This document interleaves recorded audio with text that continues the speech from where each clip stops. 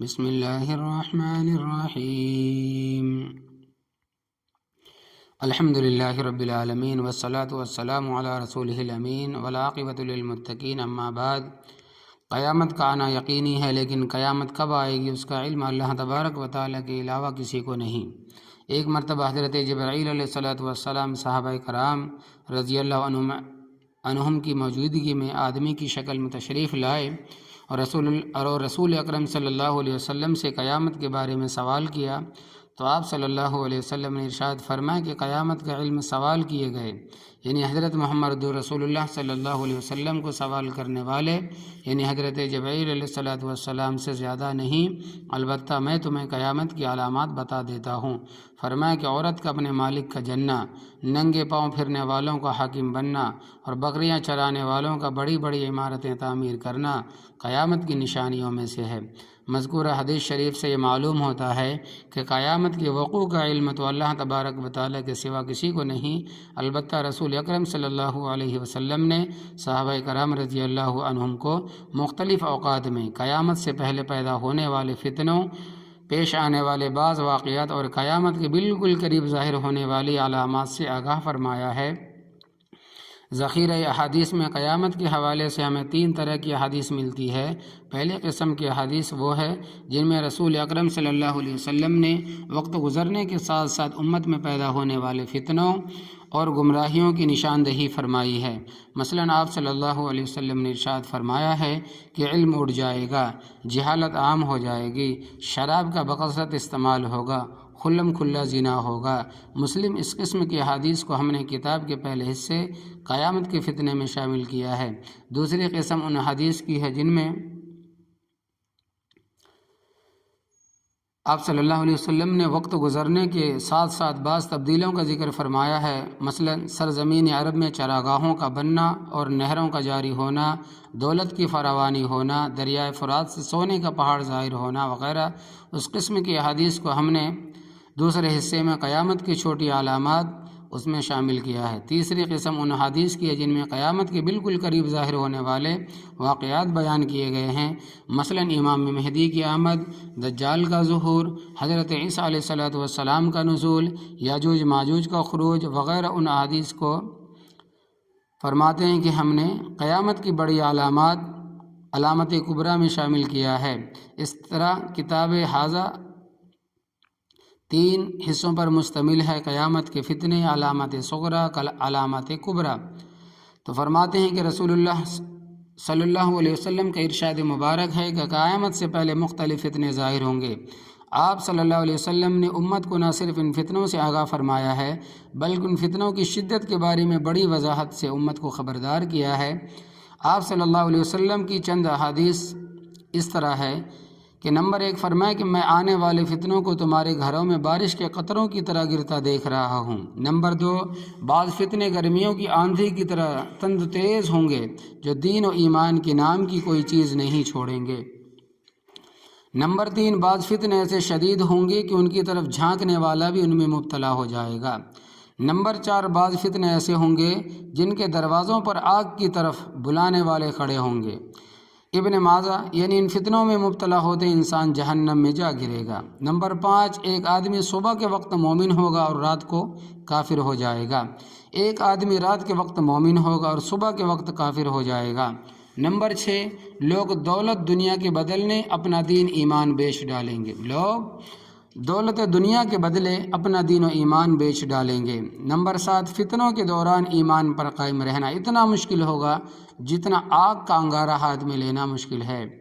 دین و ایمان کے لیے اتنی شدید آزمائش بن کر آنے والے فتنوں کی تفصیل آپ کو آئندہ ابواب میں مل جائے گی۔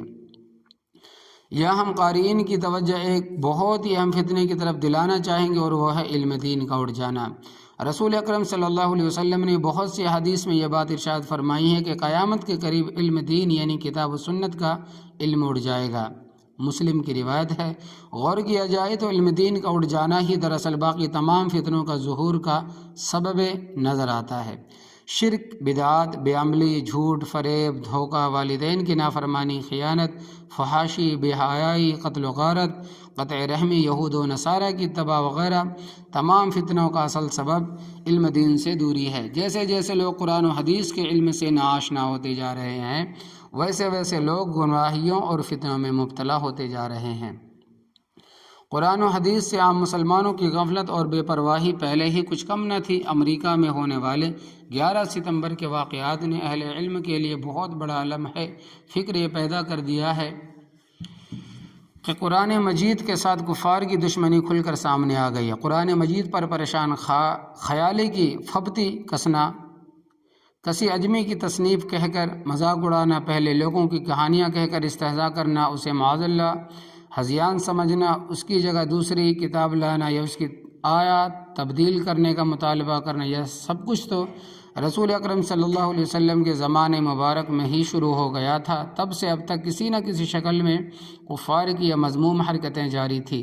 چند مثالیں ایسے ہیں کہ 1908 میں برطانیہ کے وزیر نو آبادیات کا ایک بیان ملاحظہ ہوا، جب تک مسلمانوں کے پاس قرآن مجید موجود ہے وہ ہمارے راستے میں مزاحم رہیں گے، ہمیں قرآن کو ان کی زندگی سے خارج کر دینا چاہیے۔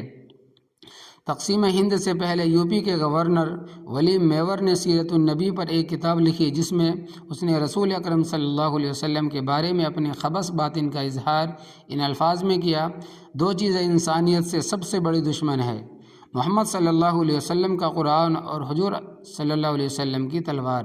چند سال قبل قرآن مجید کا انگریزی میں تحریف شدہ ترجمہ شائع کیا گیا، حال ہی میں عبرانی زبان میں تحریف شدہ ترجمہ بھی شائع کیا گیا ہے۔ قرآن آخری سچائی، قرآن دا الٹیمیٹ ٹرٹ کے عنوان سے انٹرنیٹ کے ذریعہ قرآن مجید پر 30 مختلف اعتراضات کیے گئے ہیں، جن میں یہ ثابت کرنے کی کوشش کی گئی ہے کہ قرآن مجید الہامی کتاب نہیں بلکہ حضرت محمد الرسول اللہ صلی اللہ علیہ وسلم کی اپنی تصنیف کردہ کتاب ہے۔ بعض جگہ پیغمبر اسلام علیہ السلام کے بارے میں بڑی شرمناک اور سوقیانہ زبان استعمال کی گئی ہے۔ ایک جگہ لکھا ہے کہ حاصل کلام یہ ہے کہ قرآن مجید تضادات سے بھرا ہوا ہے، لہذا یہ خدا کا نازل کردہ نہیں ہو سکتا بلکہ کسی فرد واحد کی پریشانی خیال اور فریب کاری معاذ اللہ پر مشتمل کتاب ہے، یا پھر مختلف افراد نے مل کر اسے مرتب کیا ہے۔ قرآن مجید کو غیر الہامی کتاب ثابت کرنے کے لیے قرآن مجید کے چیلنج کے جواب میں کفار نے 4 صورتیں بھی تصنیف کر کے انٹرنیٹ پر شائع کی ہے۔ نمبر 1 سورۃ الایمان 10 آیات، نمبر 2 سورۃ المسلمون 11 آیات، نمبر 3 سورۃ الوصایا 16 آیات، نمبر 4 سورۃ التسجد 15 آیات۔ قرآن مجید کے خلاف کفار کی ناپاک اور نامراد جسارتیں پہلے سے ہی جاری تھی، لیکن 11 ستمبر کے بعد تو کفار نے قرآن مجید کو بطور خاص اپنی دشمنی اور عداوت کا نشانہ بنا لیا ہے۔ فرماتے ہیں کہ امریکی صدر کے مذکورہ اعلانیہ کے بعد امریکہ اور پورے یورپ میں قرآن مجید کے خلاف یہ مذموم پروپیگنڈا شروع کر دیا گیا ہے۔ قرآن مجید دہشت گردی کتاب ہے، یعنی دہشت گردی کتاب کے نام پر قرآن مجید کے خلاف ایک شائع کیا گیا ہے ایک اخبارات۔ ائمہ کفر کی جسارت اس حد تک بڑھ چکی ہے کہ وہ مسلمان حکمرانوں سے قرآن مجید کو بدلنے اور اس سے قتال اور جہاد کی آیات نکالنے کا مطالبہ کر رہے ہیں۔ دینی مدارس کو بند کرنے یا کم از کم اس کا سلیبس تبدیل کرنے کا مطالبہ بھی کیا جا رہا ہے۔ دینی مدارس کو چند فراہم کرنے والے افراد یا اداروں پر عرصہ حیات تنگ کرنے والے اور انہیں بدنام کرنے کی کوشش کی جا رہی ہے۔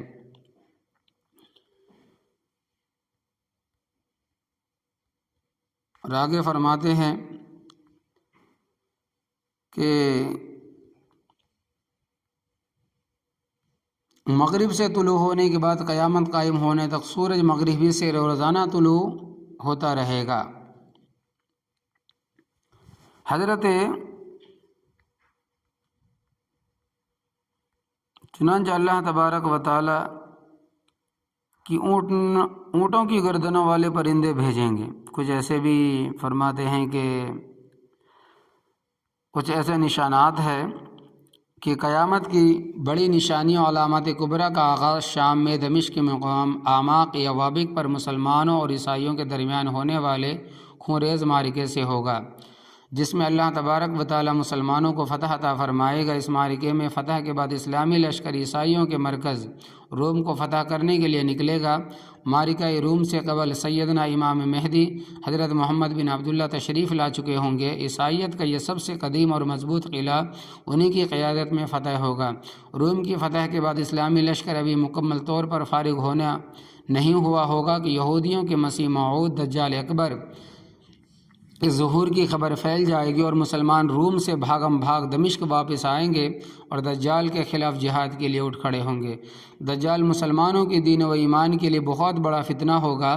آپ صلی اللہ علیہ وسلم کا ارشاد مبارک ہے کہ آدم سے لے کر قیامت تک اللہ تبارک و تعالیٰ کی مخلوق میں سے دجال سے بڑا فتنہ کوئی نہیں ہوگا۔ مسلم کی روایت ہے، لوگوں کی آزمائش کے لیے اللہ تبارک و تعالیٰ نے اسے بے پناہ طاقت دے رکھی ہوگی۔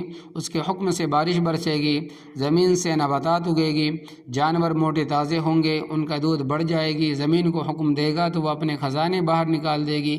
قحط کا حکم دے گا، بارش کا حکم دے گا تو بارش پڑے گا، یعنی کہ اگر قحط کا حکم دے گا تو قحط پڑ جائے گا، بارش نہیں ہوگی۔ آدمی کو قتل کرنے کے بعد زندہ ہونے کا حکم دے گا تو وہ زندہ ہو جائے گا۔ اس طرح غیر معمولی اختیارات دکھانے کے بعد وہ لوگوں سے مطالبہ کرے گا، میں تمہارا رب ہوں، مجھے اپنا رب مانو۔ ضعیف ایمان والے، کمزور ایمان والے، بے شمار مسلمان اس کے اختیارات سے مرعوب ہو کر اپنے ایمان کھو بیٹھیں گے اور اسے اپنا رب مان لیں گے۔ آپ صلی اللہ علیہ وسلم کا ارشاد مبارک ہے، اس کے ساتھ جنت اور جہنم بھی ہوگی، اور اپنے ماننے والوں کو وہ جنت میں بھیجے گا حالانکہ وہ جہنم ہوگی، اور نہ ماننے والوں کو جہنم میں ڈالے گا حالانکہ وہ جنت ہوگی۔ خبردار اپنے آپ کو ہلاکت میں نہ ڈالنا۔ ایک دوسری حدیث سے ارشاد مبارک ہے، حدیث میں ارشاد مبارک ہے کہ دجال کی آگ ٹھنڈا اور شیریں پانی ہوگا، لہذا جو صورت میں حال سے دوچار ہو اسے چاہیے کہ اس کی آگ میں کود جائے۔ مسلم کی روایت، دجال بڑی تیزی کے ساتھ 40 روز کی مدت میں ساری دنیا کا چکر لگا لے گا، لیکن مکہ اور مدینے میں داخل نہیں ہو سکے گا۔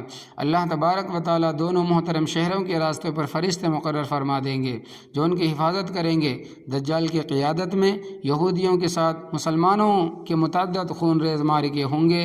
مسلم افواج کی قیادت حضرت سیدنا امام مہدی کے ہاتھ میں ہوگی۔ دجال دنیا کا چکر کاٹ کر جب دمشق پہنچے گا تو امام مہدی پہلے سے دمشق میں موجود ہوں گے اور دجال کے ساتھ آخری معرکہ لڑنے کی تیاریاں کر رہے ہوں گے۔ اسی دوران نماز فجر سے پہلے 2 فرشتوں کی آمد سے حضرت عیسیٰ علیہ السلام دمشق کی جامع مسجد کے مشرقی مینارہ پر نازل ہوں گے۔ مسلمان نماز کے لیے کھڑے ہو رہے ہوں گے۔ امام مہدی حضرت عیسیٰ علیہ السلام کو نماز پڑھانے کی دعوت دیں گے، لیکن حضرت عیسیٰ علیہ السلام فرمائیں گے کہ آپ ہی نماز پڑھائیں۔ چنانچہ حضرت عیسیٰ علیہ السلام امام مہدی کی اقتداء میں نماز فجر ادا کریں گے تو اس وقت دجال 70,000 یہودیوں کے لشکر سے شہر کا محاصرہ کیے ہوگا۔ اسلامی افواج کی قیادت اب حضرت عیسیٰ علیہ السلام کے ہاتھ میں ہوگی۔ آپ دجال کے لشکر پر حملہ کریں گے، گھمسان کی جنگ ہوگی، دجال فرار ہونے کی کوشش کرے گا، حضرت عیسیٰ علیہ السلام اس کا تعاقب کریں گے اور لد کے مقام پر اسے گرفتار کر لیا جائے گا، جہاں حضرت عیسیٰ علیہ السلام اسے اپنے نیزے سے قتل کر دیں گے۔ دجال کے قتل کے بعد اسلامی فوج چن چن کر یہودیوں کو قتل کرے گی۔ دنیا کی کوئی چیز یہودیوں کو پناہ نہیں دے گی، حتیٰ کہ اگر یہودی رات کے اندھیرے میں کسی درخت یا پتھر کے پیچھے چھپا ہوگا تو وہ درخت اور پتھر پکار اٹھے گا، اے اللہ کے بندے یہ یہودی ہے، اسے قتل کر۔ دجال کے قتل کے بعد عیسائیت اور یہودیت کا مکمل طور پر خاتمہ ہو جائے گا۔ ساری دنیا میں صرف ایک ہی ملت مسلمان باقی رہ جائے گی۔ ہر طرف اسلام کا فریرہ لہرا رہا ہوگا، امن و سلامتی، اخوت، خدا ترسی کا دورہ ہوگا۔ امام مہدی کا دور خلافت 7 سال تک رہے گا، 7 سال تک صرف رہے گا۔ حضرت عیسیٰ علیہ السلام کی موجودگی میں امام مہدی انتقال کریں گے۔ حضرت عیسیٰ علیہ السلام ان کی جنازے کی نماز پڑھا کر تدفین کریں گے۔ کچھ مدت بعد اللہ تبارک و تعالی حضرت عیسیٰ علیہ السلام کی طرف وہی فرمائیں گے کہ اب میں ایک ایسی مخلوق ظاہر کرنے والا ہوں جس کے مقابلے میں کسی میں طاقت نہیں، لہذا میرے خاص بندوں کو لے کر کوہ طور پر چلے جاؤ۔ حضرت عیسیٰ علیہ السلام اپنے خاص ساتھیوں کو لے کر کوہ طور پر چلے جائیں گے اور باقی اہل ایمان ادھر ادھر قلعوں میں اپنے آپ کو محفوظ کر لیں گے۔ تب اللہ تبارک و تعالی صد ذوالقرنین میں مقید یاجوج ماجوج کو باہر نکال دیں گے۔ جو قید ہے یاجوج ماجوج جو حضرت ذوالقرنین نے قید کیا ہوا تھا وہ باہر نکال دیں گے۔ ان کی تعداد اتنی زیادہ ہوگی کہ ان کی پہلی جماعت بحر تبریہ جھیل شام کی سطح پر واقع ہے جہاں سے دریائے اردن نکلتا ہے پر پہنچے گی تو اس کا سارا پانی پی کر خشک کر دے گی۔ یاجوج ماجوج ساری دنیا میں اس قدر خون ریزی کریں گے اپنی دانست میں وہ تمام اہل زمین کو ختم کر ڈالیں گے اور کہیں گے اب ہم اہل آسمان کو قتل کریں گے۔ چنانچہ وہ اپنے تیر آسمان کی طرف پھینکیں گے جو اللہ تبارک و تعالیٰ کی قدرت سے خون آلودہ ہو کر نیچے گریں گے۔ یہ دیکھ کر وہ دعویٰ کریں گے کہ اب تو ہم نے اہل آسمان کو ختم کر دیا ہے۔ اس عرصے میں غلے کی شدت قلت پیدا ہو جائے گی۔ چنانچہ حضرت عیسیٰ علیہ السلام اللہ تبارک و تعالیٰ سے دعا فرمائیں گے یا اللہ یاجوج ماجوج کو ہلاک کر دے۔ اللہ تبارک و تعالیٰ کے حکم سے ان کی گردنوں میں ایسی بیماری پیدا ہوگی جس سے وہ سب ایک ہی رات میں ہلاک ہو جائیں گی۔ ان کی ہلاکت کے بعد سارے شہر اور بستیاں بدبو سے متعفن ہو جائیں گی۔ حضرت عیسیٰ علیہ السلام اللہ تبارک و تعالیٰ سے دوبارہ عرض کریں گے کہ یا اللہ اب اس عذاب سے بھی ہمیں نجات دلا۔ چنانچہ اللہ تبارک و تعالیٰ اونٹوں کی گردنوں والے پرندے بھیجیں گے جو یاجوج ماجوج کی لاشیں اٹھا کر لے جائیں گے۔ تعفن ختم کرنے کے لیے اللہ تبارک و تعالیٰ بارشیں برسائیں گے جس سے فضا بالکل پاک اور صاف ہو جائے گی۔ یاجوج ماجوج کے خاتمے کے بعد ایک دفعہ پھر دنیا میں خیر و برکت اور دورہ ہوگا۔ آپ صلی اللہ علیہ وسلم کا ارشاد مبارک ہے کہ اس وقت ایک انار سے لوگوں کی پوری جماعت اپنا پیٹ بھر لے گی۔ ایک گائے کا دودھ پورے قبیلے کے لیے کافی ہوگا۔ حسد بغض کینہ وغیرہ بالکل ختم ہو جائے گا۔ اسی خیر و برکت کے زمانے میں حضرت عیسیٰ علیہ السلام فوت ہوں گے۔ مسلمان ان کی نماز جنازہ پڑھیں گے اور وہ رسول اکرم صلی اللہ علیہ وسلم کی قبر مبارک کے ساتھ خالی جگہ پر مدفون ہوں گے۔ قبیلہ قحطان میں سے جہجہ نامی ایک شخص حضرت عیسیٰ علیہ السلام کا خلیفہ بنے گا۔ حضرت عیسیٰ علیہ السلام کی وفات کے بعد آہستہ آہستہ پھر تنزل اور انحطاط کا دورہ شروع ہو جائے گا۔ قیامت کی بڑی علامات یکے بعد دیگرے ظاہر ہونے لگیں گی۔ پہلے دو بڑے خسف علاقوں کا زمین میں دھسنا ہوں گے، ایک مشرق میں دوسرا مغرب میں۔ مشرق اور مغرب کے خسف میں کون کون سے ملک تباہ ہوں گے اللہ تبارک و تعالیٰ ہی بہتر جانتے ہیں۔ بعید نہیں کہ مشرق کے خسف میں جاپان اور مغرب کے خسف میں امریکہ ہلاک ہو، واللہ عالم بالصواب۔ خسف کے بعد یعنی زمین کے دھسنے کے بعد آسمان سے ایک دھواں ظاہر ہوگا جو ساری زمین کو اپنی لپیٹ میں لے لے گا۔ سارے لوگ اس سے متاثر ہوں گے، ایماندار کم کافر زیادہ۔ آہستہ آہستہ آسمان صاف ہو جائے گا اور لوگوں کو اس عذاب سے نجات مل جائے گی۔ اس سے اگلی نشانی سورج کا مغرب سے طلوع ہونا ہوگی۔ آپ صلی اللہ علیہ وسلم کا ارشاد مبارک ہے سورج روزانہ غروب ہونے کے بعد اللہ تبارک و تعالیٰ کے عرش کے نیچے آ کر سجدہ کرتا ہے اور اسے اللہ تبارک و تعالیٰ حکم دیتے ہیں کہ جس طرف سے تو آیا ہے اسی طرف لوٹ جا۔ چنانچہ روز مشرق کی طرف سے طلوع ہوتا ہے۔ ایک روز عرش کو سجدہ کرنے کے بعد سورج کو حکم ہوگا جس طرف غروب ہوتا ہے اسی طرف سے طلوع ہو۔ چنانچہ سورج مغرب کی طرف سے طلوع ہوگا۔ مغرب سے طلوع ہونے کے بعد قیامت قائم ہونے تک سورج مغرب ہی سے روزانہ طلوع ہوتا رہے گا۔ ایک مرتبہ مغرب سے طلوع ہونے کے بعد پھر اپنی اصل سمت یعنی مشرق سے طلوع ہونا شروع ہو جائے گا۔ اس سوال کا جواب حدیث شریف میں واضح طور پر نہیں ملتا۔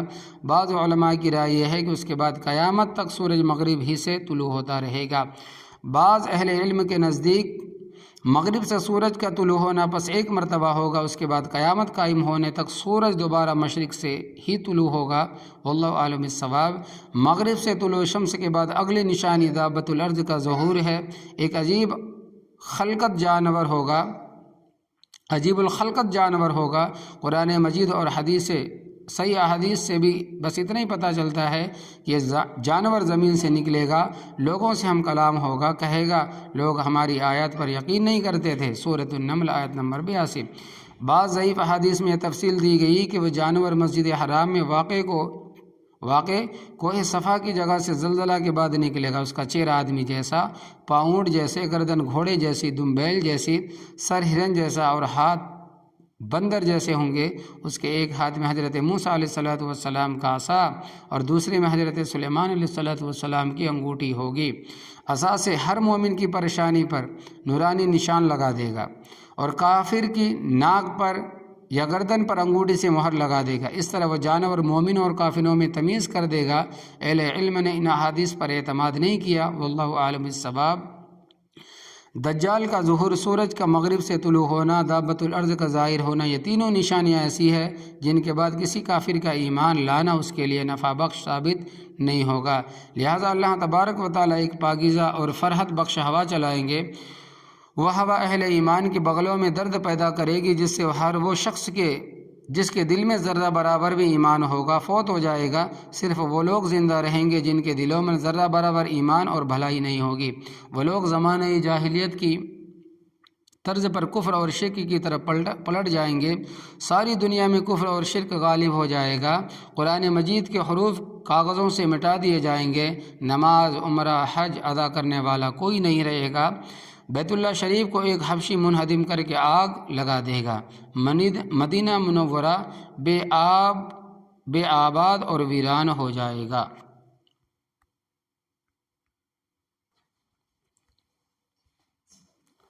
وحشی جانوروں اور درندوں کا وہاں بسیرا ہوگا، شرم و حیا نام کو نہیں ہوگی۔ مرد اور عورتیں سرعام راستوں پر گدھوں اور کتوں کی طرح زنا کریں گے۔ روئے زمین پر کوئی ایک آدمی بھی اللہ کہنے والا نہیں رہے گا۔ پھر جب اللہ چاہیں گے یمن سے ایک آگ نمودار ہوگی جو لوگوں کو ہانک کر حشر کے میدان شام کی طرف لے جائے گی، جہاں کہیں لوگ تھک ہار کر رک جائیں گے، وہ آگ بھی رک جائے گی۔ جب تازہ دم ہو جائیں گے تو آگ ان کا تعاقب کرنے لگے گی۔ جب لوگ شام پہنچ جائیں گے تو آگ غائب ہو جائے گی۔ قرب قیامت کی نشانیوں میں سے یہ نشانی سب سے آخری ہوگی۔ اس کے بعد سور پھونکا جائے گا اور قیامت قائم ہو جائے گی۔ کل شیء ہالک الا وجہہ، اللہ تبارک و تعالیٰ کی ذات کے علاوہ ہر چیز ہلاک ہونے والی ہے۔ سورۃ القصص آیت نمبر 88۔ علامات قیامت کے حوالے سے ہم قارئین کرام کی توجہ دو باتوں کی طرف دلانا چاہیں گے۔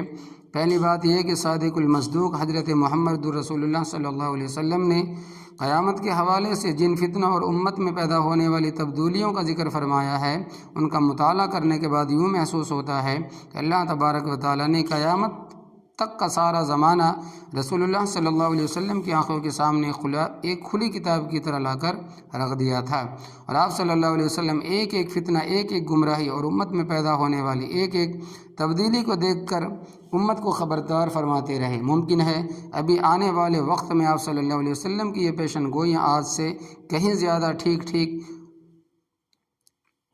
لگتی ہے، لیکن آج بھی ان کی حقانیت میں ذرہ برابر کبھی محسوس نہیں ہوتی۔ چند پیشن گوئیاں: نمبر 1، لوگ صرف جان پہچان والوں کو سلام کریں گے۔ نمبر 2، لوگ حلال و حرام میں تمیز نہیں کریں گے۔ نمبر 3، لوگ دولت دنیا کی عوض اپنا دین اور ایمان بیچ ڈالیں گے۔ نمبر 4، قتل بہت ہوں گے، حتیٰ کہ قاتل کو علم نہیں ہوگا کہ اس نے کیوں قتل کیا، مقتول کو علم نہیں ہوگا کہ اسے کیوں قتل کیا گیا، مرنے والوں کو بھی نہیں معلوم اور مارنے والوں کو بھی نہیں معلوم ہوگا کہ میں نے کیوں قتل کیا، یا پھر مرنے والوں کو نہیں معلوم کہ میں کیوں قتل کیا گیا۔ نمبر 5، عورتیں ایسے لباس پہنیں گی کہ لباس کے باوجود ننگے نظر آئیں گے۔ نمبر 6، وقت اس تیزی سے گزرے گا کہ سال مہینے کے برابر، مہینہ ہفتے کے برابر، ہفتہ دن کے برابر اور دن گھنٹے کے برابر محسوس ہوگا۔